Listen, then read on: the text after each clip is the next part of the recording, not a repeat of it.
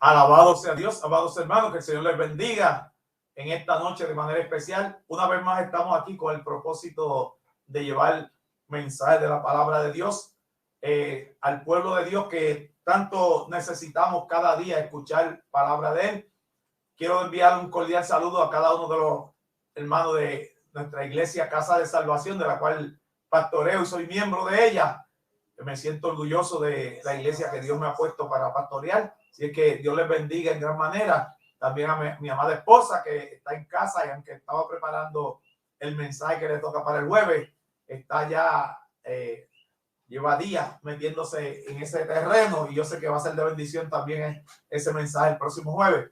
Pero en esta noche quiero también saludar a los hermanos de allá de República Dominicana que en el programa anterior estuvieron conectados y me gocé al ver los saludos de ellos y la atención y cuidado que tuvieron en escuchar el programa. Así que Dios bendiga a todos y cada uno de los hermanos y amigos que se han estado conectando en esta noche. Estamos a través de Una Vida para Cristo FM 490 y a través de YouTube. Estamos conectados Una Vida para Cristo y también estamos a través de la emisora Una Vida para Cristo por Facebook. Así es que nos gozamos de manera especial. En esta noche vamos a estar hablando sobre un tema sencillo y el tema que llevamos esta noche es Josué, un gran ejemplo. Podemos comprender que muchas veces hace falta usar los ejemplos bíblicos para aplicarlos a nuestra vida espiritual en este tiempo. Hemos visto, ¿verdad?, un decaimiento en lo que se llama el testimonio en la iglesia. Cuando yo me levantaba, digamos hace 40 años, 45 años, el evangelio se llevaba mucho por testimonio y se daban cultos de testimonio. Se ponían a los hermanos a dar testimonio y se omitía el mensaje, ¿verdad?, de la predicación, sino que se usaba mucho el testimonio para tratar de llevar ese ejemplo de las vivencias de nosotros para que sirviesen a otras vidas para su convicción sobre el beneficio del evangelio. Y esto era algo que hacía efecto, trabajaba, ¿verdad? Se veía que la gente por los testimonios se gozaban y muchas personas eran testimonios de lo que la vida que estaba testificando había vivido y eso los hacía creer en el evangelio. Hoy día pues se ha pasado a una etapa, a un lado prácticamente el llevar los testimonios de las obras grandes que Dios ha hecho, pero queda plasmado en la Sagrada Escritura una serie de testimonios de lo que es la obra de nuestro Señor, ¿verdad? Sobre todo de nuestro Señor Jesucristo, pero de el Antiguo Testamento hay escritos que deberían servirnos a nosotros como ejemplo y como modelo para nosotros poder vivir más de cerca el evangelio que Cristo estableció. Y como siempre digo, ¿verdad?, si usted no comprende el Antiguo Testamento, no puede analizar el Nuevo Testamento. ¿De dónde viene el fundamento de la creación de un evangelio, de un pacto nuevo para la humanidad? Mientras que en todo lo que está escrito en la Sagrada Escritura de la antigüedad es un propósito para cada uno de nosotros, un propósito para nuestra generación en este tiempo, y yo sé que a través de ellos Dios se va a glorificar. Por eso me gusta mucho cuando estoy leyendo y veo los diferentes pasajes, los diferentes personajes que están plasmados en la Sagrada Escritura, profundizar más en el propósito, por qué Dios permitió que la obra de esa vida quedase plasmado en las Sagradas Escrituras. ¿Cuál fue el propósito por el cual Dios lo estableció? Y hay propósitos que tal vez se ven como propósitos negativos, pero es que las partes negativas nos hacen a nosotros comprender más de cerca el propósito de Dios, porque si miramos solamente las partes positivas en la Biblia, las promesas de bendición, si nos vamos solamente por las promesas de bendición, lo podríamos llevar a este tiempo cuando se lleva un mensaje de acomodo donde solamente, ¿verdad?, hay ofertas de bendición, de prosperidad, de llave, son mensajes, ¿verdad?, de mucha bendición y a la gente le agrada, pero cuando viene el mensaje de corrección, a la gente no le agrada. Entonces, cuando usamos los ejemplos de la Sagrada Escritura que aparecen, o sea, aparentan ser ejemplos negativos de las veces que Dios tuvo que reprender a su pueblo escogido, de las veces que Dios reprendió al hombre por consecuencia del pecado, por la consecuencia de la desobediencia, podemos ver que eso nos ayuda a nosotros a acercarnos más a Dios, a creer más en Dios y a tener temor de Dios, que es algo que en este tiempo se ha perdido grandemente. Se ha perdido el temor a Dios. Por eso usted ve mucha gente, ¿verdad?, que están en el evangelio, están viviendo una vida en santidad y de momento pierden esa relación con Dios. Como hay gente que viene, ¿verdad? Y está un tiempo en la iglesia y nunca se afirman a las normas de la iglesia. ¿Por qué? Porque no han aprendido lo que es el temor a Jehová Dios. Y cuando nosotros llevamos al corazón el temor a Jehová Dios, por lo que Él es, por lo que Él representa, solamente el hombre que ha sido su creación debería tener un respeto y un temor hacia la voluntad de Dios, hacia el poder y la grandeza de Dios. Y es algo de lo cual se predica poco. Se predica poco en este tiempo, se predica poco sobre la corrección. Y entonces muchas veces todo lo que se hace en este tiempo en medio del vínculo del evangelio se da por bueno. Entonces muchas veces se aplican más las leyes civiles al aspecto eclesiástico que las leyes espirituales, que las leyes que Dios ha puesto para la iglesia. Y se aplican, o sea, se le da más importancia al énfasis de la ley civil que a la ley de Dios. Entonces yo tengo temor a Dios y procuro hacer la voluntad de Dios. Y cuando analizaba, ¿verdad?, en este aspecto, encontré un personaje al cual muchos conocen la historia y la conocen tal vez hasta mejor que yo. Pero lo que vamos a llevar es que Josué, ese personaje que vamos a estar usando hoy a través de esta enseñanza, este testimonio, pues debería ser aplicado en nuestra vida. No solamente conocer la historia, sino llevarlo a una profundidad a nuestro corazón y tratar de imitar ese personaje en el evangelio, en nuestro carácter espiritual, en nuestra responsabilidad espiritual, porque esto se trata, como siempre digo, de la salvación. Y Josué, si vamos a ver un aspecto, una trayectoria en su vida que lo llevó a qué, a vivir una vida conforme a la voluntad de Dios. Yo he analizado muchas veces este personaje y no he encontrado una falta, una corrección que haya caído sobre el personaje de Josué. Vivió una vida conforme a la voluntad de Dios, en temor a Dios, en medio de un pueblo rebelde, un pueblo que se rebelaba continuamente ante Jehová Dios. Sin embargo, Josué nunca entró en esa contaminación, sino hizo todo lo contrario de lo que hacía aquel pueblo. Y cuando vamos a comenzar en esta trayectoria bíblicamente, voy a comenzar leyendo en Éxodo capítulo 24, el verso 13, ¿verdad? Muy importante para nosotros. Dice: y levantóse Moisés y Josué, su ministro. Y Moisés subió al monte de Dios. Solamente la profundidad de ese texto nos dice sencillamente que Moisés se levantó, el líder del pueblo, el caudillo que Dios había puesto para sacar al pueblo de Israel, para dirigir al pueblo de Israel hacia las tierras prometidas, pero también lo había sacado para que fuese el instrumento que le llevase una enseñanza a aquel pueblo que había perdido el contacto con Dios, para llevarle ese contacto hacia Dios, de aquel pueblo con Dios, un pueblo que había perdido el contacto con Dios.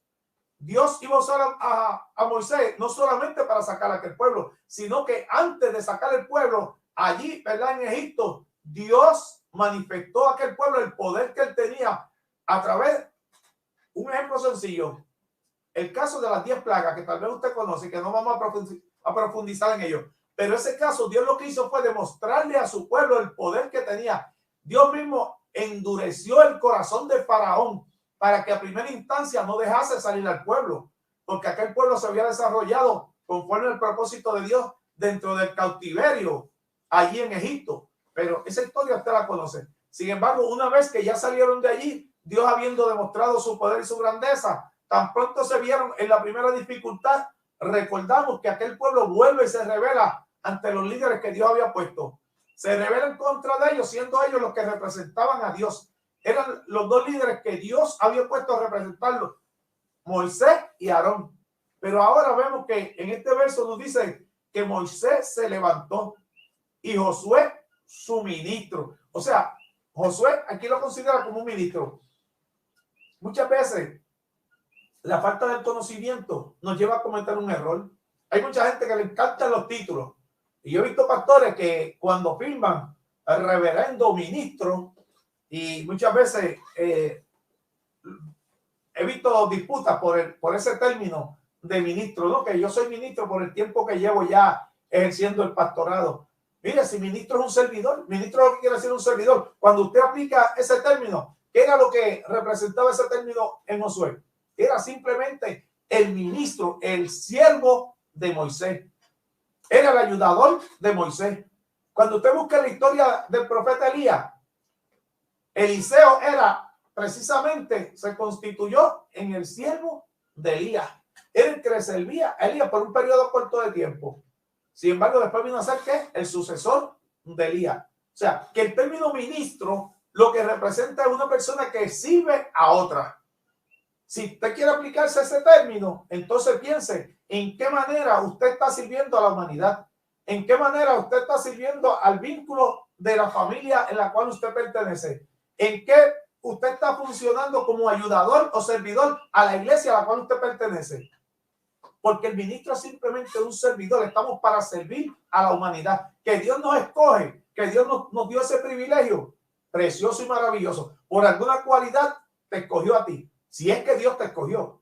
Si te escogiste tú mismo y buscaste el pastorado sin tener dirección de Dios, ya eso es otro asunto. Pero cuando el asunto viene de parte de Dios, como deben ser las cosas espirituales, que Dios te haya escogido, que Dios te haya seleccionado, entonces al tú decir soy ministro de Dios, di que eres un servidor de Dios. Y si eres un servidor de Dios, eres un servidor de la humanidad. Y no solamente del vínculo que esté cerca de ti. No solamente servidor de la familia o servidor de la iglesia. Es de aquel que esté necesitado. Porque como digo siempre, el pastor tiene que estar, ¿verdad?, en la disposición de servir al prójimo. No solamente a la familia cercana o al vínculo de la iglesia cercano, sino a aquel que lo necesite. Ahí vemos que el líder se levantó junto a su servidor con un propósito para subir al monte de Dios. Entonces, podríamos pensar a qué subieron, a qué iban a subir al monte de Dios. El monte de Dios que se refiere en este pasaje era precisamente el monte Sinaí. Ellos se dispusieron porque Dios había llamado. Vamos a entrar, ¿verdad?, en el verso 12 que nos dice: entonces Jehová dijo a Moisés, sube a mí al monte y espera allá y te daré tablas de piedra y la ley y mandamientos que he escrito para enseñarlos. O sea, Dios estaba llamando a Moisés a que subiese al monte Sinaí, porque allí Dios le iba a dar las tablas de piedra. Dios le iba a dar las direcciones para el pueblo. Dios le iba a dar unas tablas de piedra en las cuales iban a estar escritas la ley por la cual se iba a dirigir el pueblo escogido de Dios. Eso ya usted lo conoce. Pero ahí vamos al punto en que ellos se encaminaron. El ministro, el servidor, tuvo el privilegio de ir acompañando al líder,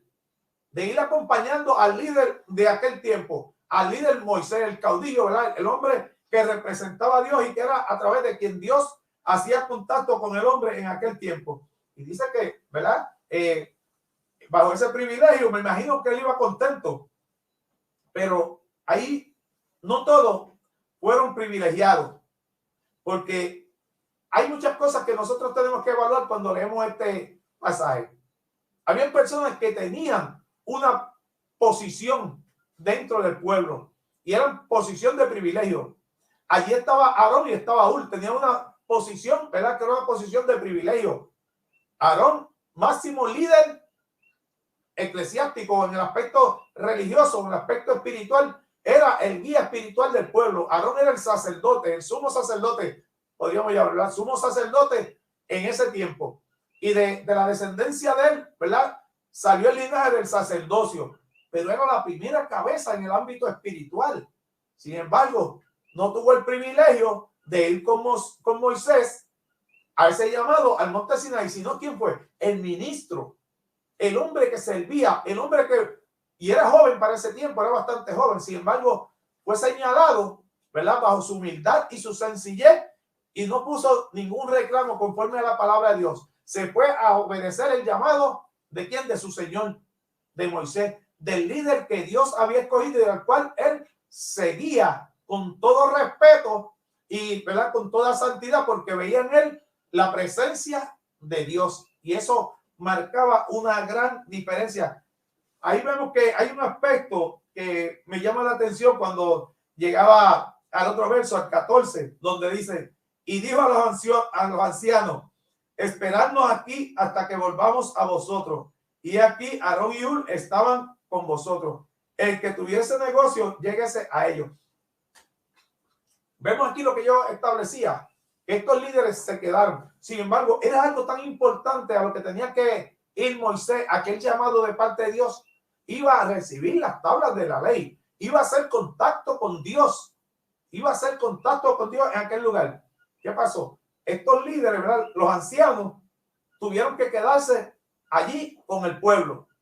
Los ancianos, el consejo, cuando se habla de los ancianos, ¿verdad? Son aquellas personas que tenían una capacidad para aconsejar en medio del pueblo, para tomar juicio en medio del pueblo, por las capacidades que tenían. No era solamente porque tenían mucha edad, era la capacidad que habían ellos y se les denotaba como ancianos.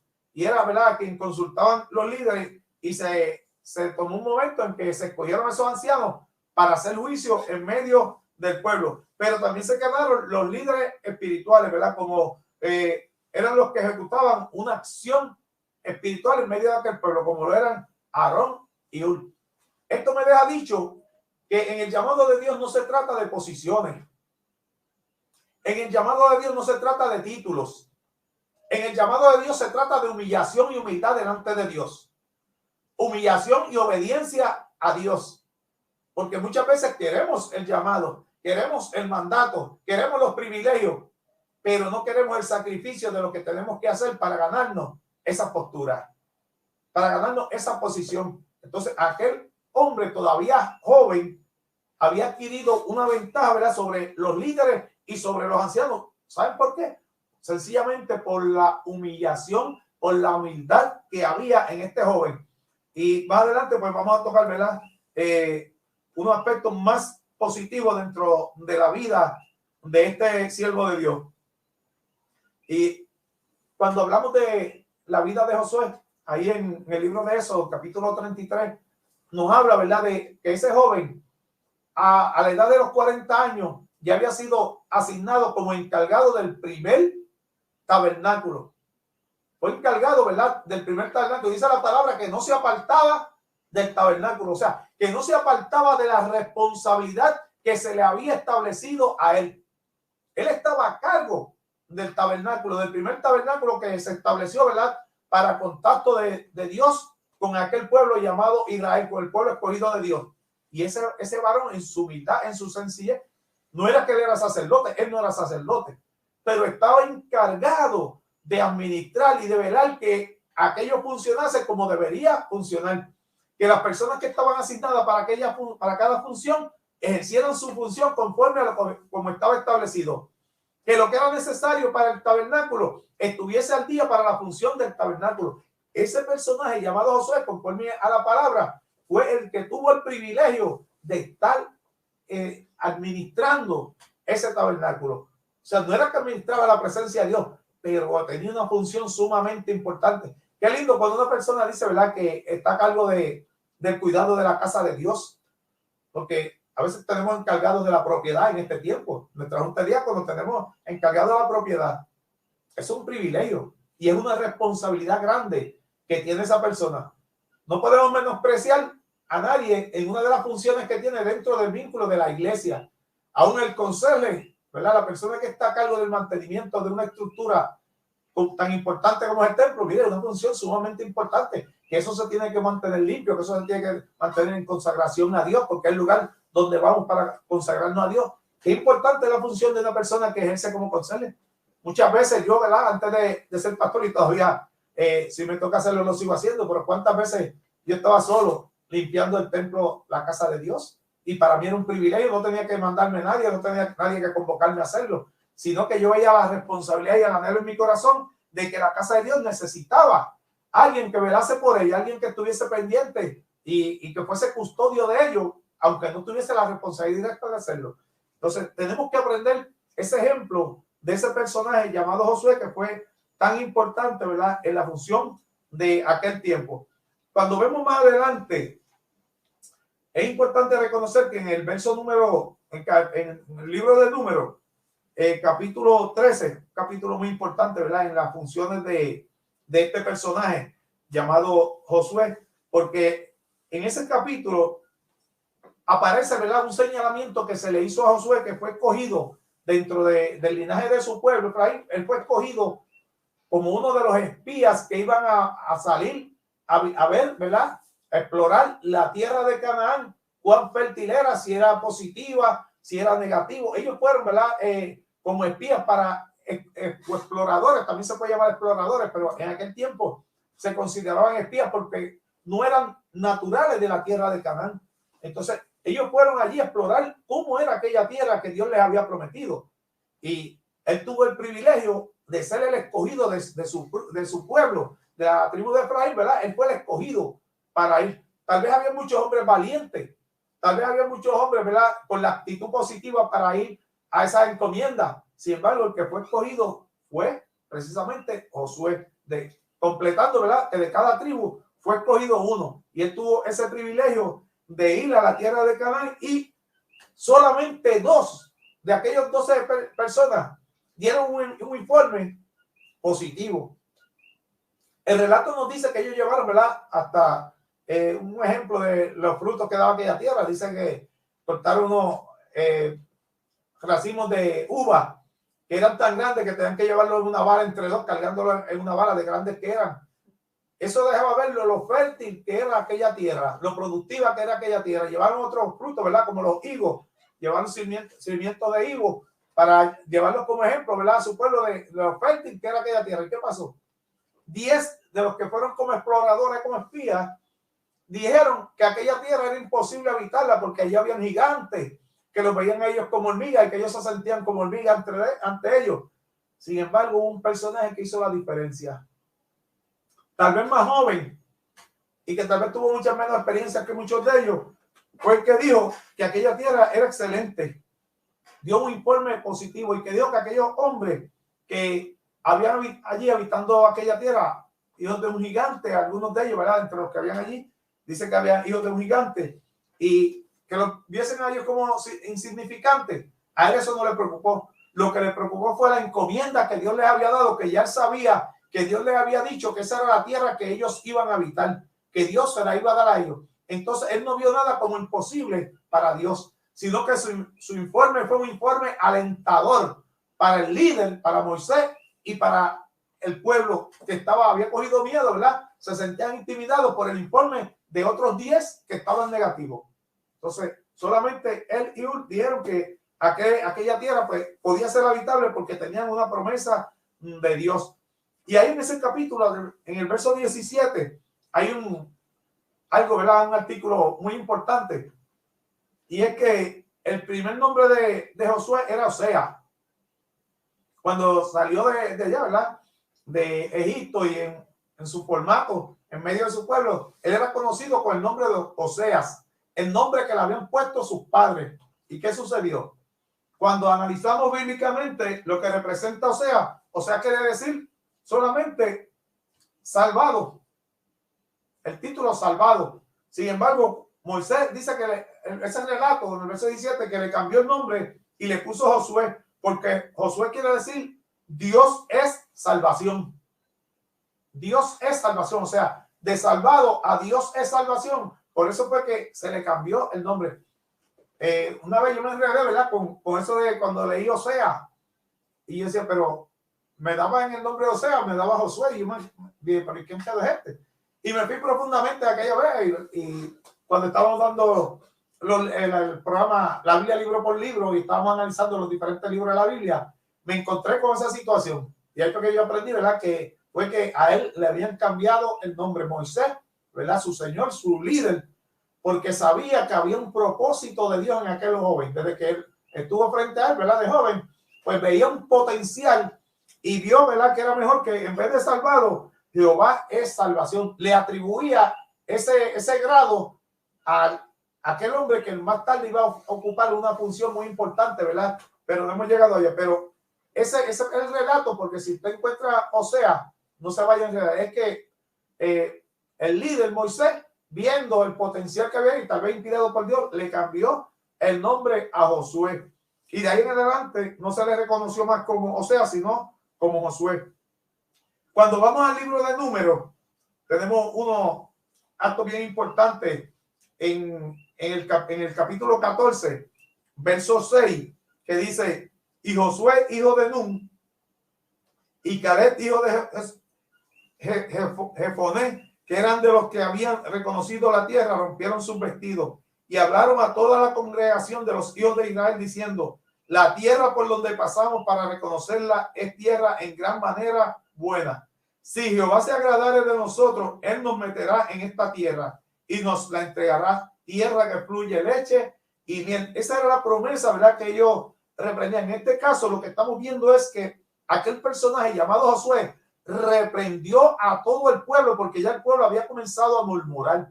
Habían escuchado la versión de 10 hombres, de 10 escogidos que tenían un comentario negativo para el pueblo. Y ahí el pueblo comenzó a murmurar, y el relato nos hace entender, ¿verdad?, que cogieron miedo, sintieron temor y comenzaron, ¿verdad?, a irse en contra de ¿quién? A irse en contra de Moisés.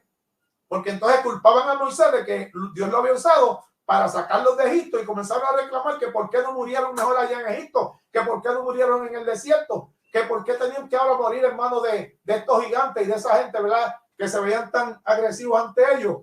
Y el pueblo estaba murmurando. Sin embargo, la voz campante fue Josué, ¿verdad?, que habló en contra de aquel pueblo que estaba en murmuración, el pueblo de Israel, y lo reprendió. O sea, tuvo el valor de pararse frente al pueblo con un aspecto positivo, ¿verdad? Y junto a él, ¿verdad?, estaba Caleb, que era, ¿verdad?, fue uno de los personajes importantes en medio de esta historia bíblica. Pero como estamos llevando la función, ¿verdad?, cuando hablan, vemos que los dos protestaron, los dos reprendieron, pero estamos tomando el ejemplo de aquel hombre que en nada faltó a Dios. Muchas veces tú vas a encontrar personas, ¿verdad?, en medio del grupo que tú estás, que tal vez se levanten contra el líder, que tal vez traten de echarle las culpas al líder de lo que pasa alrededor suyo, de lo que pasa en la iglesia, de lo que pasa en la comunidad, tal vez hasta de lo que pasa en tu familia, le echan la culpa al pastor. Pero siempre va a haber alguien que va a ser un instrumento de Dios y que va a salir por el líder. Siempre va a haber alguien que Dios va a tocar su corazón y va a salir por los líderes, porque este escogido lo había puesto Dios y no hombre. No fue escogido de Moisés, porque más adelante vamos a ver en la historia hasta dónde llega, ¿verdad?, este personaje llamado Josué, que debemos, como dije al principio, imitar esta conducta. Cuando usted ve que las cosas no están bien, párese como hombre de Dios y párese ante quien sea, con la verdad, pero con la convicción de que Dios está en su corazón, porque no nos vayamos a convertir nosotros también en murmuradores, sino que vayamos con el respaldo de Dios, que eso es algo que se siente. Cuando usted está en la unción de Dios, usted siente que lo que viene de parte de Dios, y usted puede hablar con toda claridad, toda firmeza y sin temor, porque Dios te va a estar respaldando. Y siempre Dios va a levantar algo, porque yo he tenido mucha experiencia en cuanto a esto. He tenido experiencia bien firme, ¿verdad?, de grupos que se han levantado, y una vez Dios me llevó para predicar un sitio donde el grupo se estaba levantando y yo no tenía conocimiento de lo que estaba pasando. Pero el mensaje que Dios llevó a través de mis labios era un mensaje de corrección a un pueblo que estaba rebelde ante la voluntad de Dios. Y yo no sabía lo que estaba pasando allí, pero yo lo sabía. Y Dios me había capacitado, ¿verdad?, a llevar ese mensaje. Entonces, después fue que me enteré por qué el mensaje había sido duro y cuál era el canal que Dios quería llevar para los corazones de aquellas vidas. Y esas son experiencias que nos sirven a nosotros, ¿verdad?, en nuestro diario vivir. También en Números capítulo 27, en Números capítulo 27, verso 18, dice: nombrado sucesor de Moisés. ¡Wow! Miren hasta dónde llegó este personaje llamado Josué. El sucesor del líder, el sucesor de Moisés. Cuando se completó el tiempo de Dios sustituir a Moisés por las condiciones que fuesen, por lo que pasó, usted conoce la historia, y si no, está ahí en la Sagrada Escritura. ¿Por qué se estableció el tiempo en que Josué cumplió su ministerio? Que no pudo entrar Josué a la tierra prometida, igual que Aarón, pero fue un propósito de Dios, y cuando se completó ese propósito de Dios, ya Dios había determinado quién iba a ser el sucesor, quién iba a terminar la función de aquel líder que Dios había escogido para sacar a aquel pueblo, y que tuvo que resistir, soportar a aquel pueblo por tantos años, ¿verdad?, en un peregrinar, reclamándole a él, que lo que hicieron, lo que en ocasiones estuvieron hasta a punto de apedrearle, a punto de quitarle la vida apedreándolo. Pero Dios le dio la fortaleza, le dio la sabiduría, le dio el respaldo para que llegase, ¿verdad?, casi hasta al fin, hasta culminar la encomienda de parte de Dios. Por una serie de situaciones, pues no pudo entrar a la tierra prometida. Y dice el verso, y Jehová dijo a Moisés, toma a Josué, hijo de Nun, varón en el cual hay espíritu, y pondrás tu mano sobre él. Wow. Primeramente, Dios le está dando la encomienda a Moisés. No se la dio al pueblo de que iban a escoger. El pueblo no era el que iba a escoger quién iba a ser el líder. Si puede el pueblo tal vez hubiesen escogido al peor, tal vez hubiesen escogido uno de los 10 que estuvo negativo, ¿verdad? En que el pueblo podía entrar a la tierra de Canaán. Tal vez hubiesen escogido uno de ellos, lo hubiesen hecho líder. ¿Cuántas veces ellos dijeron? Y en ese mismo pasaje, ¿verdad? En ese mismo relato, ellos establecieron un comentario. Nombremos un capitán y que nos dirija y nos lleve de nuevo a Egipto. O sea, ellos, esa era la disposición de aquel pueblo. Por eso Dios no permitió que fuese el pueblo el que escogiese. Vemos más adelante en la historia de este pueblo, cuando este mismo pueblo le pidió a Dios que le diese un rey que lo dirigiera, cuando estaban siendo dirigidos por Dios a través de los jueces. Un periodo de tiempo a través de los jueces. Era la voluntad de Dios la que gobernaba a este pueblo y lo dirigía y lo libró de tantas adversidades, de tantos enemigos. Sin embargo, este pueblo rebelde llegó un momento en que pidió a Dios que le diese un rey para que hubiese rey delante de ellos, igual que los demás pueblos de la tierra. Ellos tenían un privilegio. Nosotros tenemos ese privilegio que Dios es con nosotros. A veces no sabemos reconocer, ¿verdad?, la grandeza de ese privilegio, de que Dios está a nuestro lado, de que Dios nos guía, de que Dios nos dirige, de que Dios te habla directamente. Yo lo digo por experiencia propia. ¿Cuántas veces Dios me ha hablado a mí? Que he escuchado la voz de Dios claramente. Y es un privilegio que tenemos. Cuando vivimos una vez, recuerdo, ¿verdad?, el administrador de esta emisora, Una Vida para Cristo, me decía, pero pastor, ¿usted escucha la voz de Dios? Y yo, sí, yo escucho la voz de Dios. Dios me habla audible. Wow. Y pasado un tiempo, él me dijo, pastor, he tenido ahora la experiencia, Dios me está hablando audible. Y yo decía, pídelo, demándalo de Dios. Entonces, pero para eso hay que afinar una relación con Dios. Tenemos que afinar una relación con Dios. Y cuando se afina esa relación con Dios, se afina la audición y reconocemos la voz de Dios. Entonces, Dios nos habla para bendecir a la humanidad, para bendecir, ¿verdad?, a su pueblo amado, que en este tiempo es toda la humanidad. Vemos ahí que hay unos puntos bien importantes. Fue el líder a Moisés que Dios le reveló y le habló y le dijo, ¿verdad?, lo que iba a hacer.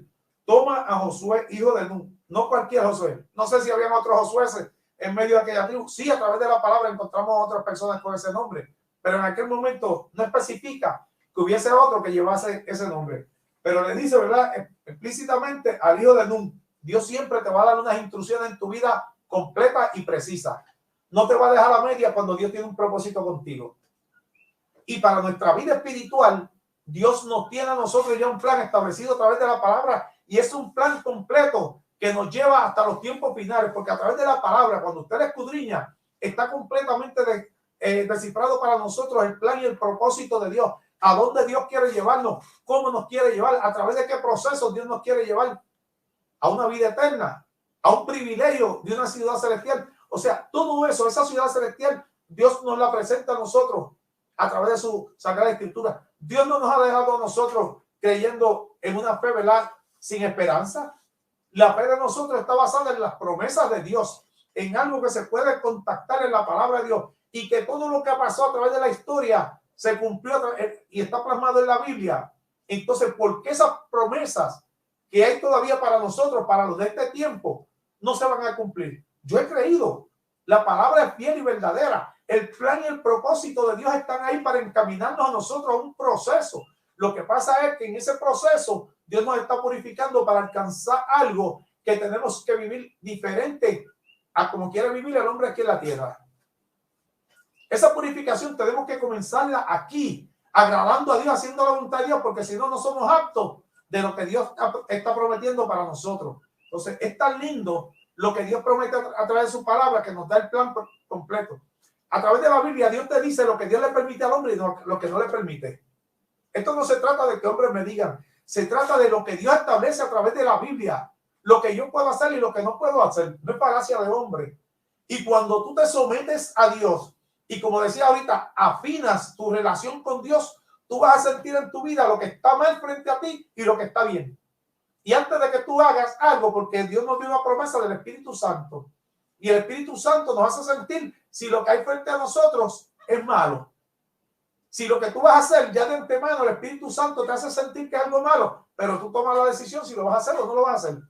Entonces, son privilegios que Dios nos ha dado a nosotros para que podamos alcanzar un privilegio de una relación directa con Dios y eterna para con Dios. Entonces, a Josué, Dios le dijo, ¿verdad?, que fuese sobre este personaje llamado Josué, que él iba a poner su mano.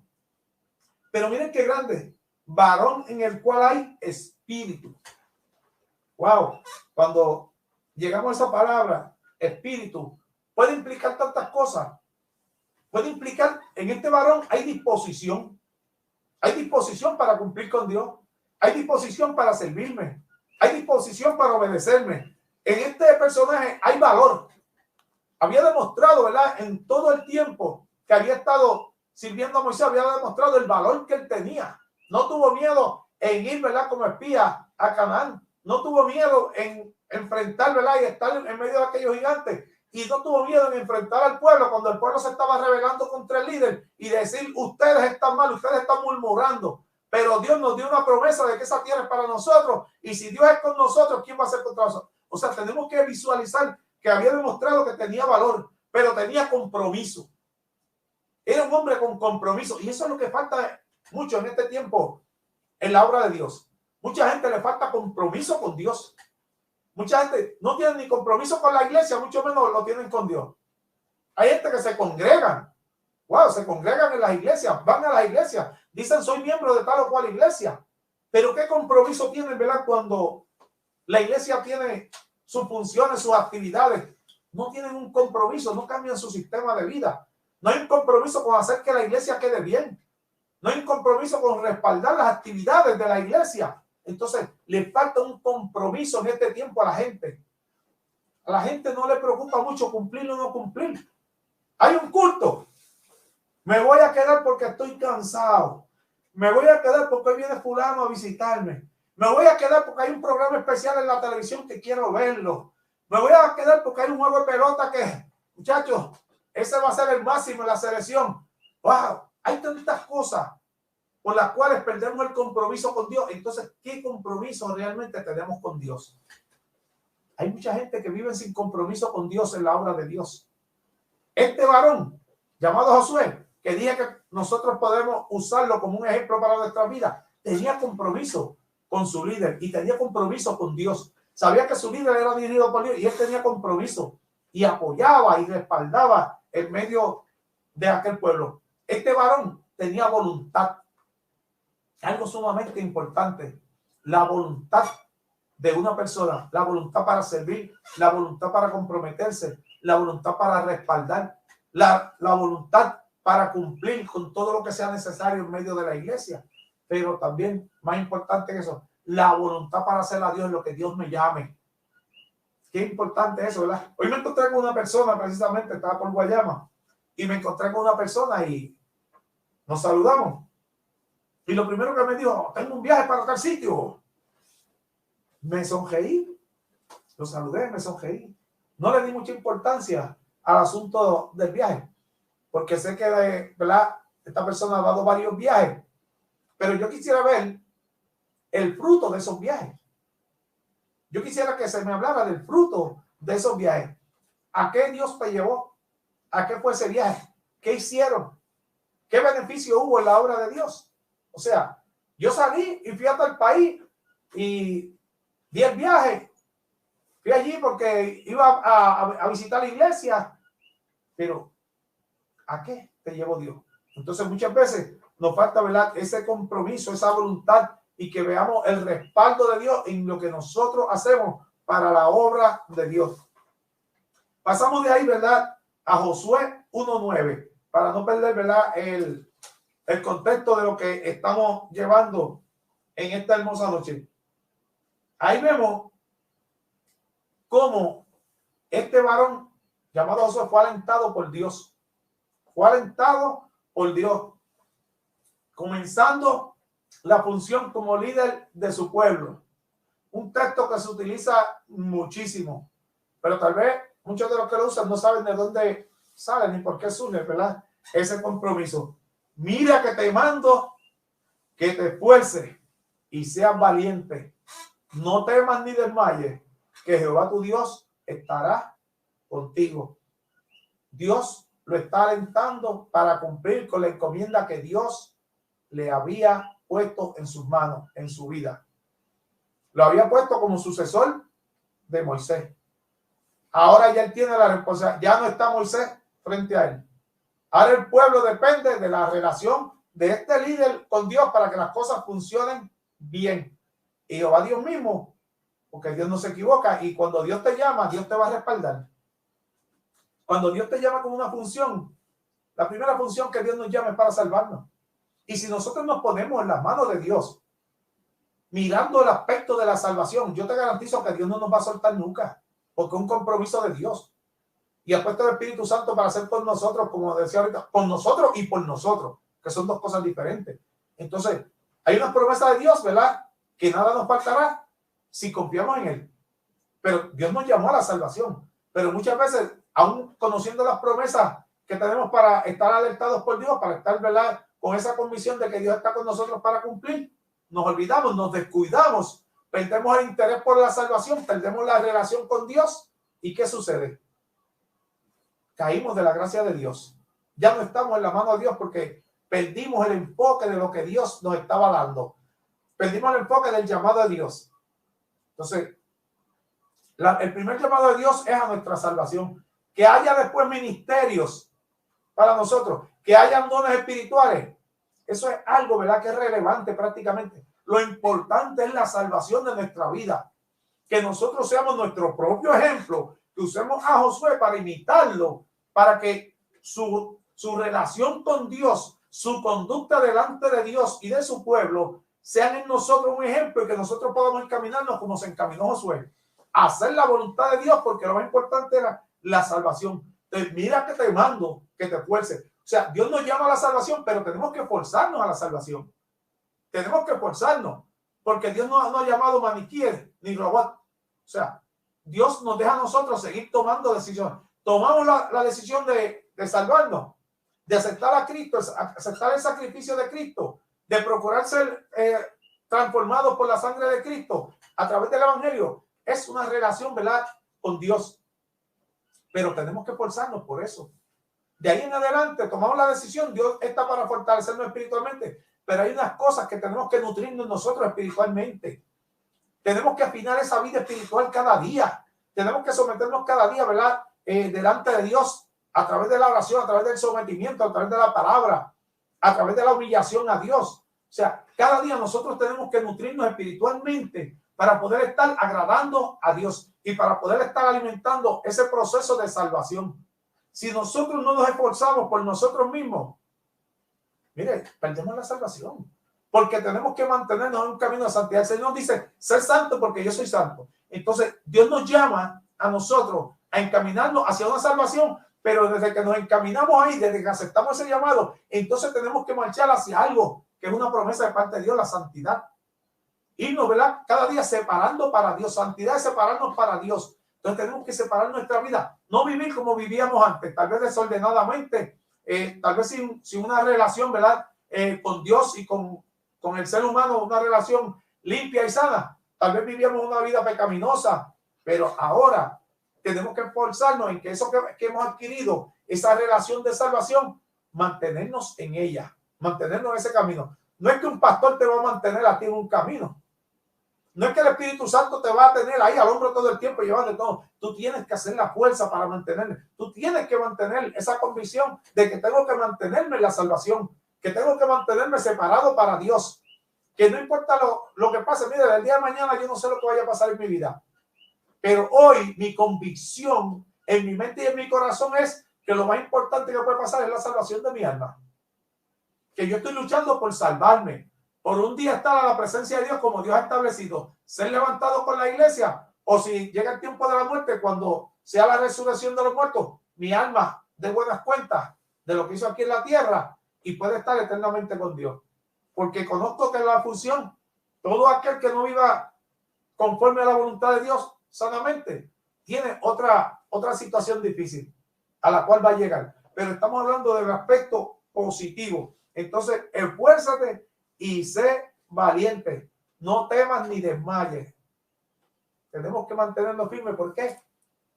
Porque hay una promesa de que Dios está con nosotros.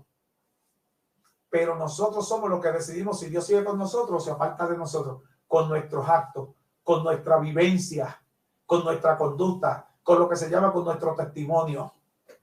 Si seguimos viviendo desordenadamente como vivíamos antes, practicando el pecado, practicando la maldad, mucha gente pasa años en la iglesia y no prosperan en su vida espiritual. Están en el mismo banco que se sentaron cuando vinieron la primera vez y aceptaron a Cristo como el Salvador personal, porque no han crecido espiritualmente. ¿Por qué? Porque no se han dado un sometimiento a Dios. No se han dado una convicción de ser siervo de Dios, de ser ministros de Dios, de que su vida cambie. Mucha gente vive, ¿verdad?, con un pecado oculto y siguen practicando el pecado oculto y practicando el pecado oculto y se olvidan de que Dios lo está viendo. Tal vez el pastor no lo ve, pero Dios lo está viendo. Entonces no voy a crecer espiritualmente, no voy a alcanzar las bendiciones, el resto de bendiciones que hay para aquel que vive cumpliendo con Dios. Hay unas promesas hermosas en la palabra de Dios y no las vas a alcanzar. Que te esfuerces y seas valiente, no temas ni desmayes, porque Jehová tu Dios estará contigo. Fue la promesa que Dios le dio a Josué, pero esa misma promesa a través de la palabra Dios me la ha dado a mí. Muchos versos de la palabra de Dios me hablan de esa misma promesa para mí. Entonces tengo que vivir con esa convicción de que Dios está a mi lado. En Josué 24, capítulo 14 y 15, al final de su jornada, todavía este hombre está ahí renovando su pacto con Dios. ¿Sabe cuántos años duró Josué? Desde que nació hasta que murió, 110 años. 110 años fueron los días de Josué. Pero todavía al final de sus días, cuando usted lee el libro de Josué, tenía la misma convicción. Todavía estaba en ese momento, ¿verdad?, renovando su relación con Dios. ¿Y qué fue lo que dijo en ese momento? Mirad a quién vais a servir, porque mi casa y yo serviremos a Jehová. Porque mi casa y yo serviremos a Jehová. Si tú eres cabeza de tu casa, tal vez sea el factor que lleves el evangelio a tu casa. Si tú eres el pastor que te haces cargo de imitar a Josué, tal vez sea el factor de que permitas que tu casa se salve. En mi casa, por uno, Benjamín Morales, el primero de mi casa de 11 hermanos, que aceptó al Señor y tuvo que irse de casa porque papi le dijo, si vas a meterte a esa iglesia a los locos, te tienes que ir de aquí. Y optó por irse de casa. Dios, si me tengo que ir, me voy, pero yo quiero servirle a Dios. ¿Sabe qué? Dios obró, siguió sirviéndole al Señor, regresó a casa, fue pastor y murió siendo pastor. Pero yo sé que murió en salvación. La gracia de Dios fue con él, fue un ejemplo, ¿verdad? Una conducta en el evangelio que alcanzó, ¿verdad?, grandes propósitos de Dios en su vida. Pero tenemos que decir, pero mi casa y yo serviremos a Jehová. No sé los de tu casa que están viendo en ti, qué ejemplo tú le estés dando. No sé qué guianza tú le estés dando. Pero si hoy día este mensaje, un ejemplo llamado Josué, ha llegado a tu vida, entonces transforma tu vida para que pueda hablar como habló Josué. Mi casa y yo serviremos a Dios. Que Dios te bendiga rica y abundantemente en esta noche. Dios bendiga a cada uno de los que se han conectado. Que este ejemplo bíblico sea de bendición a tu alma para salvación. Tenemos aquí, ¿verdad?, una nota. La hermana Lidia Sánchez pide oración por su hermana y necesita un milagro del Señor. O sea, la hermana Lidia Sánchez necesita un milagro de parte del Señor. Los milagros los hace Dios, pero muchas veces los provocamos nosotros. Nosotros provocamos los milagros. ¿Y cómo los provocamos? A través de nuestra fe. La hermana Lidia está manifestando su fe.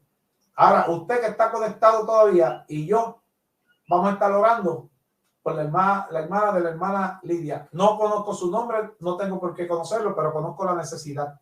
Vamos a estar orando por una necesidad que está en el corazón de la hermana Lidia Sánchez desde allá, desde California. Oremos al Señor.